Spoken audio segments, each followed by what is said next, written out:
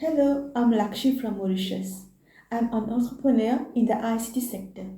We develop websites, e-commerce platform, and we deliver ICT training. For more than 1 year, we have been doing research and implementation on an e-commerce marketplace platform. In fact, we were analyzing and developing different aspects of the e-commerce platform.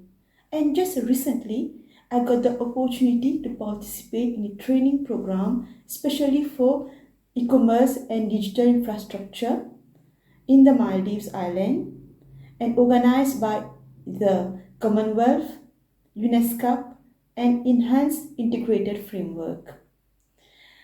Through this training, I had the opportunity to meet so many lovely people from around different countries of Asia and Africa that had common concept, common like-minded people who each of them wanted to promote trade, business through digital infrastructures such as e-commerce, social media platform, networking.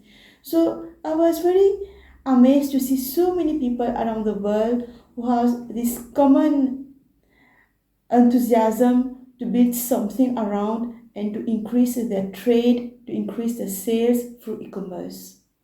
And we are very grateful to UNESCO, Commonwealth, and Enhanced Integrated Framework for organizing this great platform that helped us to join together and have this wonderful training.